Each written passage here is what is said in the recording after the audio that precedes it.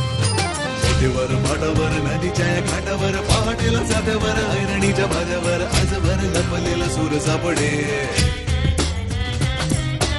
ओझराम रगड्यात जगड्याच्या सगड्यात शिवारात डोंगरात खरीदारी हाबिजात कुठेतरी दडलेला हिरा सापडे सागर